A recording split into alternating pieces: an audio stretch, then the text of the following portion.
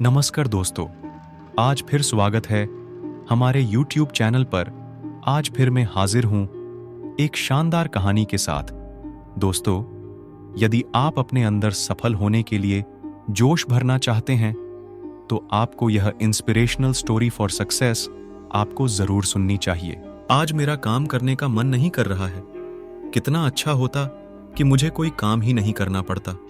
काश मैं बैठा रहूं और सारी चीजें मेरे पास आ जाएं, मुझे सब कुछ मिल जाए। ऐसा विचार हम सबके दिमाग में कभी ना कभी तो आता ही है। पर क्या आपने कभी सोचा है कि जो लोग शरीर से काम करने में असमर्थ होते हैं, क्या उनके दिमाग में यह विचार नहीं आता होगा? निश्चित रूप से आता होगा, लेकिन जीवन जीना है तो काम तो करना ही पड़ेगा। यह बात वे भी अच्छी तरह समझते हैं और असमर्थ होते हुए भी कुछ ना कुछ काम जरूर करते हैं ताकि उनका जीवन भली भांति चल सके। क्योंकि यह प्रकृति, जिसे हम सब भगवान कहते हैं, किसी भी असमर्थता पर दया नहीं दिखाती। आप चाहे कितनी भी तपस्या और पूजा कर लीजिए, आपको भोजन नहीं मिलेगा जब तक कि आप भोजन जुटाने के लिए कोई काम ना करें। जब हम काम करेंगे, सही दिशा में मेहनत करेंगे, तभी हम अपने जीवन में सफल हो पाएंगे। इन सब बातों को दर्शाती हुई एक कहानी आपको सुनाता हूं। चलिए कहानी को शुरू करते हैं। एक बार एक व्यक्ति था। वह अपने जीवन में काम कर करके बहुत थक गया था। वह ईश्वर का बहुत बड़ा भक्त था। एक दिन उसे अचानक से इच्छा हुई कि वह सब कुछ छोड़ छाड़ कर ईश्वर की तपस्या करने चला जाए। उसके घर परिवार व रिश्तेदारों ने बहुत मना किया कि वह ऐसा ना कर। उसे खूब समझाया कि अपने घर परिवार व काम में ही सुख है, पर वह नहीं माना।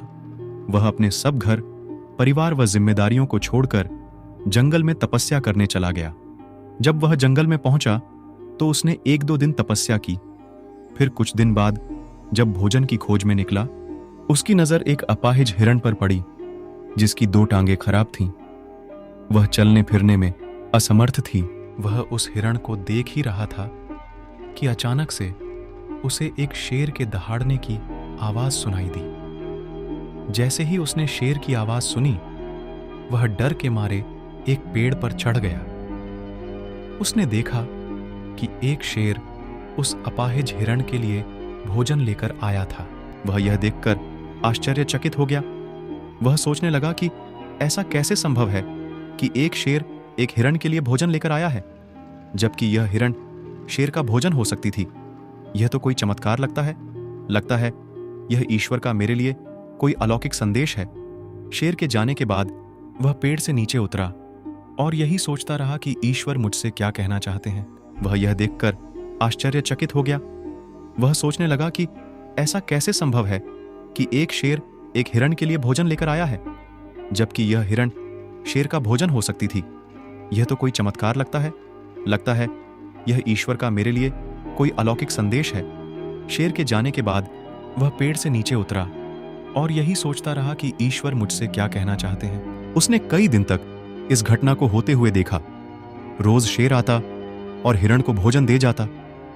अब उसने अपने आप ही अपने मन में यह पूर्व धारणा बना ली कि हो ना हो ईश्वर उससे कुछ कहना चाहते हैं कि तू ईश्वर की तपस्या करने में तल्लीन हो जा।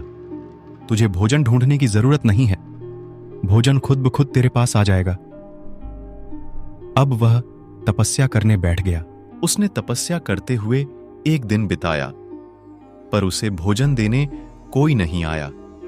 उसने सोचा शायद अगले दिन ऐसा हो, परंतु अब उसे तपस्या करते हुए कई दिन हो गए, पर कोई नहीं आया। भूख से उसका हाल बेहाल था। शरीर की हड्डियां भी भूख के कारण दिखने लगी थीं। अब कई दिन बाद एक महात्मा जी वहां से गुजरे। महात्मा जी को देखकर वह बड़ा खुश हुआ। उसे लगा कि महात्मा जी उसके लिए भोजन लाए होंगे। महात्मा जी उसके पास आए और पूछने लगे कि यहां क्या कर रहे हो। अब उसने महात्मा जी को अपनी सारी व्यथा बताई। वह बोला कि महात्मा जी, मैं तपस्या कर रहा था, तब मैंने यहां एक शेर देखा जो उस अपाहिज हिरण के लिए रोज भोजन लाता है। क्या यह दैवीय और चमत्कारिक नहीं है? मुझे ऐसा लगा कि ईश्वर ने मुझे भी यही आदेश दिया है। कि मेरे लिए भी भोजन का प्रबंध कोई ना कोई कर ही देगा, तो मैं यहां तपस्या करने बैठ गया। आज कई दिन हो गए, पर अन्न का एक दाना भी देने कोई नहीं आया। तब महात्मा जी बोले कि जो तुमने देखा वह अवश्य ही चमत्कारिक है, दैवीय है, पर तुमने उस अपाहिज हिरण की नकल करना ही क्यों चुना? क्या तुमने एक दयावान शेर को नहीं देखा? क्या तुम्हें नहीं लगता कि तुम उस शेर की तरह बनना भी चुन सकते थे? ईश्वर यकीनन हम सबको एक दैवीय संकेत देते हैं। हमेशा हमारे सामने दो राहें होती हैं। यह हमारे ऊपर है कि हम कौन सी राह चुनते हैं और अपने भविष्य का निर्धारण करते हैं। इतना तो निश्चित है कि यदि हम सफल होना चाहते हैं तो काम तो हमें करना ही पड़ेगा। आराम से बैठकर हमें कभी भी सफलता नहीं मिलेगी। हमें हमारे भविष्य का चुनाव स्वयं करना है। अब देखना यह है कि हम अपाहिज हिरण की नकल करना चुनते हैं या दयावान शेर की। यदि आप रोज कोई बहाना बनाकर तैयार रखते हैं कि आज नहीं कल काम करेंगे, तो यकीनन वह कल कभी नहीं आएगा और आपका भविष्य सुखी हड्डियों वाले बंजर शरीर जैसा हो जाएगा। तो सोचिए मत, आप अपने भविष्य को वैसे ही संवार सकते हैं जैसे बड़े बड़े सफल लोगों ने अपना भविष्य संवारा। आप भी कल के रतन टाटा बन सकते हैं। बस आपको चुनाव सही करना है। यदि आप खुद को बड़ा बनते हुए देखना चाहते हैं तो आपको ही कर्म की आग में जलना होगा, क्योंकि हमेशा याद रखिए कि प्रकृति कभी भी किसी भी प्रकार की असमर्थता पर दया नहीं दिखाती। दोस्तों, अगर आपको यह इंस्पिरेशनल स्टोरी फॉर सक्सेस से थोड़ा भी मोटिवेशन मिला है तो कमेंट बॉक्स में अपने विचार जरूर व्यक्त करें तथा अपनी सोशल मीडिया प्लेटफॉर्म पर अवश्य शेयर करें व चैनल को सब्सक्राइब जरूर करें। धन्यवाद।